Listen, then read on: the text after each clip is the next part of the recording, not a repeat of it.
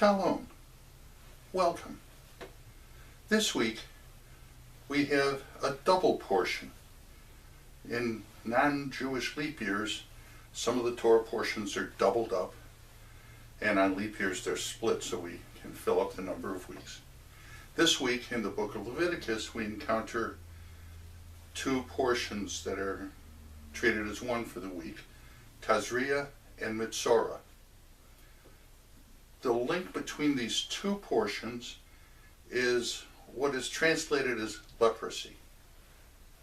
Well, it's a bad translation. Tza'arat, which is the Hebrew word that's used, is most often translated as leprosy, but it's not what we today would think of as leprosy. In other words, Hansen's disease, which is a bacterial infection of the skin and the nervous system. Probably got translated as leprosy because of the description that seems similar to the actual disease of leprosy. No, Tza'arat has nothing to do with bacterial infections, especially when we get into the second portion, Metzora, where we find that this leprosy can infect clothing, and it can infect buildings, and other inanimate objects, cookware, rugs. So it's obviously not a bacterial infection as Hansen's disease is. So then we have to ask ourselves, well, what is it that they're talking about? And all of the rabbis agree that what they're talking about is a spiritual affliction, if you will. And it manifests itself as lesions on the skin and white areas on the skin, scaliness. In some parts, I think it more resembles psoriasis than it does leprosy. But it's because either a person or a group, because this can affect groups of people, have sinned, have violated a commandment, not done what God has told them, and this is their punishment. Okay, we don't all believe in the reward and punishment aspect of God and religion. That's fine. We're talking about the Torah, and that's what the Torah believes. So, what do the rabbis make out of this? That they focus specifically on what's called Lashon Hara, which means evil speech, gossiping, tale-bearing, spreading these stories around and harming people. We're taught that we're not supposed to do that. We're taught by the rabbis, by the Mishnah, by the Talmud. Although I don't recall being anything in Torah that says, don't do that. But they imply that this is the link because of what happens later to Miriam, where she and Aaron are speaking against Moses, and Miriam is stricken with a scaly affliction. So she's stricken with Tza'arat, and from this, one of the things they conclude from this is that, this is the major issue here. So there's a lot of stories that have to do with this, and here's one of them. There was once a man named Yankel, who lived in a town in Eastern Europe. And Yankel was one of these people that would tell stories about other people. And he loved to tell the stories. He would do so without any restraint whatsoever. And whether these stories hurt someone or not, he just got the pleasure out of being the storyteller in the town. Well, one day, Yankel hears a fact actually a true fact, about a local businessman. And he, as was his usual course, would sometimes embellish the story a little bit, make it easier to tell, make it a little more interesting. He would started to tell the story about this businessman. Now, eventually, the businessman himself heard the story, and he became very distraught. He felt that the story that was floating around the town would harm his business, harm his reputation, and ruin him. He didn't know what to do, so he went to visit the town rabbi. And, Rabbi, what can I do? This story is going to ruin my reputation. People won't want to do business with me. I don't know what to do. Now the rabbi, knowing the people in the town, thought to himself that he really kind of knew who was doing this. And if it wasn't him, he would certainly know who it really was.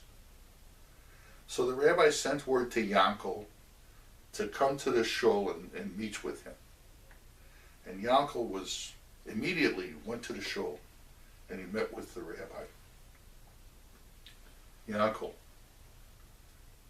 we have a problem. There's a story going around about one of our local businessmen. Do you happen to know anything about this story?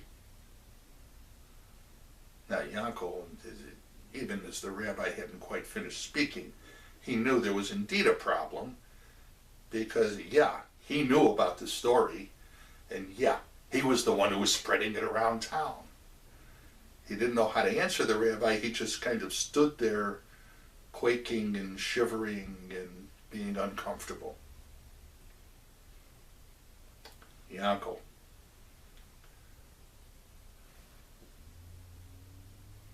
this businessman came to see me, and he's very, very upset. He's afraid that this story is going to ruin his business and his reputation. You know, words are not like a weapon that you can hold in your hand,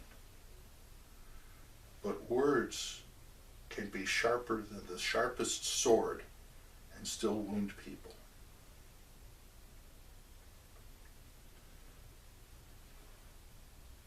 Yankel turned to the rabbi. I'm so upset. Yes, I'm the one that's telling the stories. But I didn't realize that this would hurt somebody. And I'll do anything to make amends for it. What can I do? Well, the rabbi thought for a minute. Yankel, do you have any feather pillows? Why, yes, Rabbi, I have several. Well, you're only going to need one. Come back and see me tomorrow and bring a feather pillow with you. Yankel rushed home and he took one of his pillows and set it aside. This is the one he was going to take to the rabbi the next day. But all evening he was upset and wondering what he could do. And when he finally did go to sleep, he tossed and he turned all night, and he was going crazy trying to figure out what he should do, until finally it was time to wake up in the morning. So he got up, got himself dressed, grabbed his pillow, and rushed out of the house, went to through the town square, and everybody's looking at him like, what's this all about? It's because he's carrying this pillow with him. Gets to the shul, and the people in the shul are, what's with Yankel? What? But it didn't matter. He joined the minyan for the morning prayers, and he kept meditating about what he could do. When the prayers were over, he went to see the rabbi, still carrying his pillow. Rabbi, I've brought the pillow. What do you want me to do with it? Yaakov, I want you to take the pillow, cut it open, and go through the town. And at each doorstep, I want you to take a feather and put it by the door. And when you've done this, come back to me. Well, Yaakov is eager to fulfill this request, though it seems a little strange. So he goes out and he rips open the pillow and he runs through the town, and at each door he places a feather. And he places a feather. And finally he's all through. The pillow is almost empty. He goes back to the rabbi. Rabbi, I've done what you asked. And he's thinking to himself, he's still a little bit confused. He doesn't know how this is going to help him make amends for what he did. And he's happy that he dealt with the rabbi's request, but still. And the rabbi said to him, Yaakov, now what I want you to do is go back and pick up all the feathers and put them back in the pillow. And when you're done, come back to me.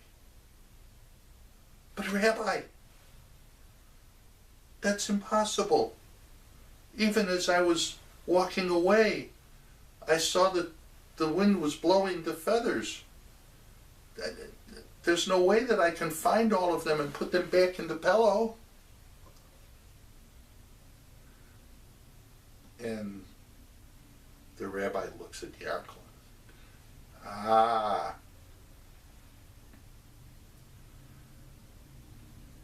These words are like the feathers. Once we speak them, they flitter this way and that way, wherever the wind blows them. And there's no way we can get them all back. None whatsoever. They're gone.